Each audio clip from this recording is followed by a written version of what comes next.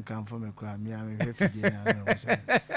Already the new treatment water purification system. I say a journal my dream say Besemi Yenja a Besaya. Yeah. It may focus on it's quite different. Yeah. Also, I mean to me and compromise your quality and a good standard. Yeah. So we are now baby named the baby I Jumana channel. I never say ya dear many pediachi. Okay, what you might say what you might a Casama. We are the answer say nipedu a chair because now I say watch the quampan. The engineer to me, yeah, Jumana say papa, a Sababuaga. The Chambu says, see him, see him nice, a boom, a boom.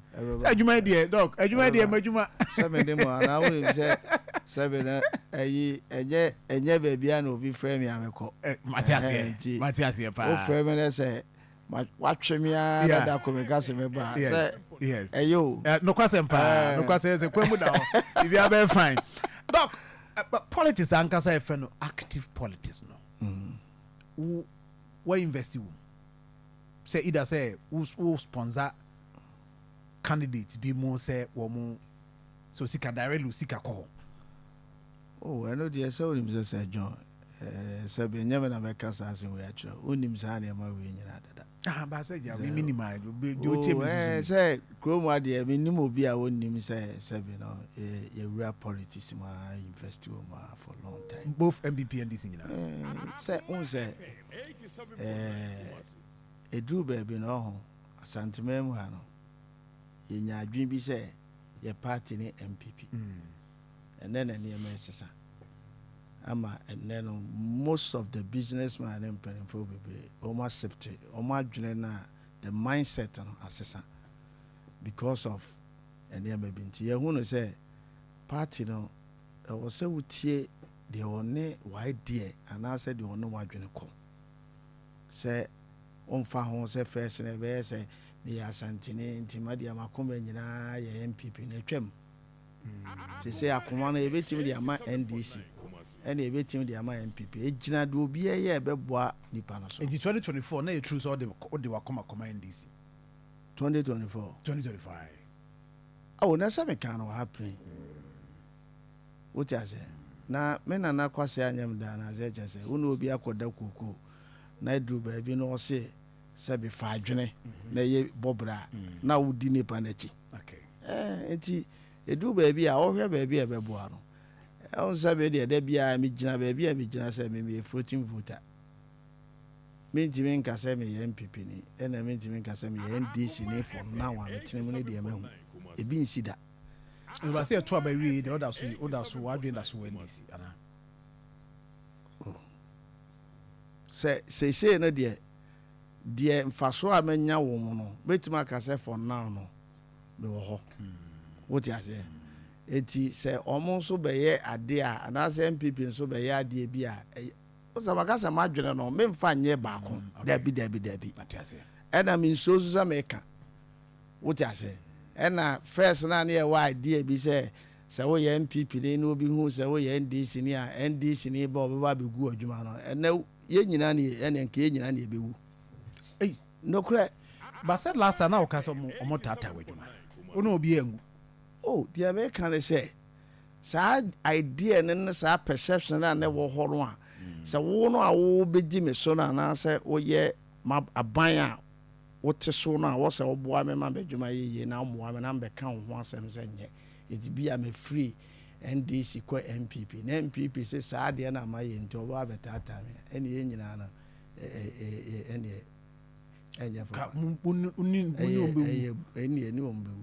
boot for boot pa nya boni awaye because on say we are no so nya atene so to say because say John wona mo sisi ano say bibita ochi unim de ta ochi na abo bita ochi na me ti ama wa wo se mabo ochi mi we bi ade ne ntontom ti ma va mo wa ade no wongu obu ho nso ana obo kufi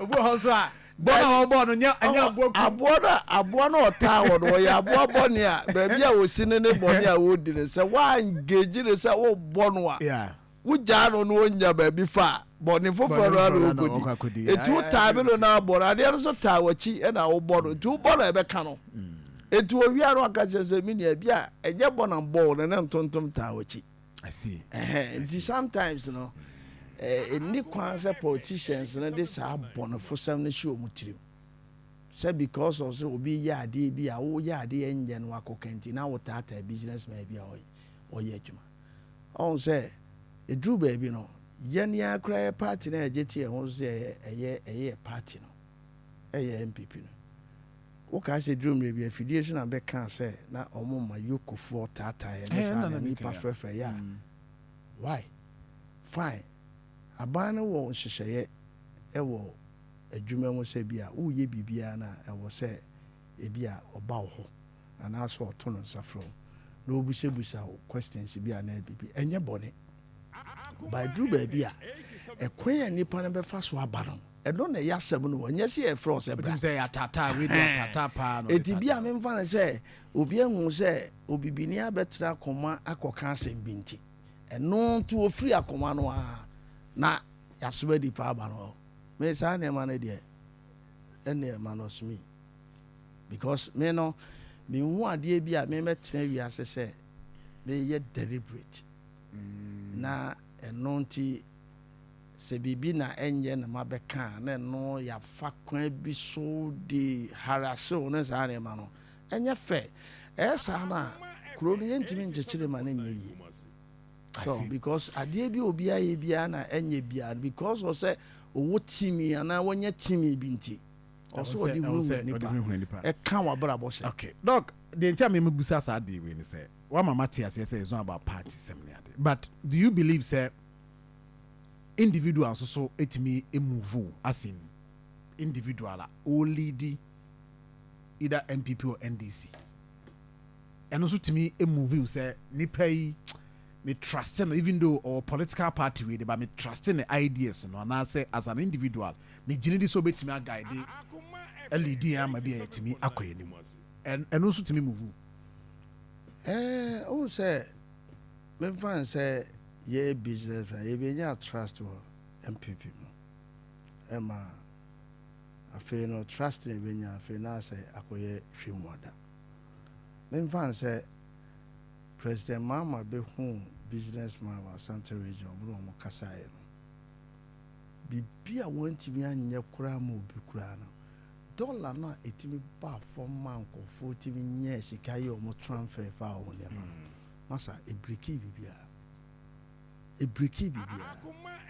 bibia se obi tiatia mu a na o de aduane hye da duma ntiatemu no se aduane ro na nim ko ndi nti most of the time no it's not about say bia aban no better sika bia hye obi nhyem to say ya na omo congress ni niam omo ye edu ba bia wo so omo atrase enti na me maye madwe say ke wo say ye ni both NDC ni MPP penning for ne omo MPs ne whatever no ye no omo share because abato no omo to no edu ba bia ni ye hu no say nipa we de enke no omo ne hia say nipa we ne hia say wo say ke de ba because of no more idea no yɛne a yɛbɔ bra ne adwene wu yɛtirim no nneɛma yɛho biribi sɛ saa nipa wei ba a yɛbɛtumi aboa yɛ ɛnso wobɛhu na ɔma akɔfa nipa foforɔ yes nti MPP di ɔmo tuo na mo business owners na mo interest ɛwɔ mpa sɛ nka na mo po bi obɛdi anim ba woka no korɛ na sɛ wohwɛ abɔnten a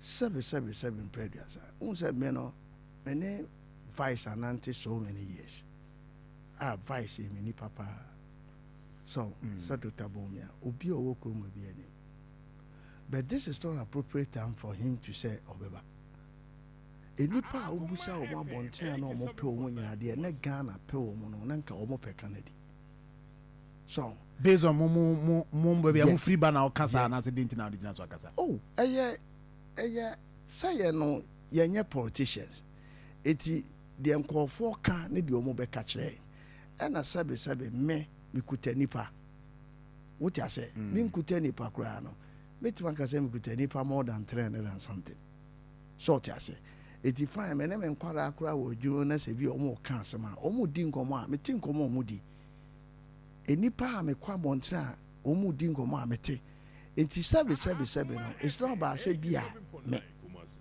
What you say? It's about the what you were from. Any day, most of the direction can almost. And I be a men fan say, send this if also quack yini pa. Men fan says, say, be a me, matete say, be I say, didn't get you answer party. Oh, Santa Yana, Omu, say, sa parties no, Omu, the Omu po, and Omu Ghana, so what the Omu pay. What you say? A be a men fan say, party to a pass, didn't get you a pa about, so the I say, didn't get you a bar, ultimately election. What you say? A be or no, not dear, Yamedia man or say, oh, yeah, bush up and you will see him. Okay. Yes. It is a way ni power ya bush up and sing here. Pracunya. A dear or no me who say, not Tompa and Yamedia man or say, who see him. Sebia men fans for non so akopre we ya. The one we a dear Bema me can't say we are to ya. A dear Bema one we are third force. Any independent be by one will be my film. Say NDC be you wrong. Not MPP be you wrong. Now more business owners and some push you be. Oh, you push one. I said the whole kind of sound as a me at you. Yeah, the aim push you be. The obe battle. Yeah, an ideas na. Near far. So does it mean say was car parties ni na no?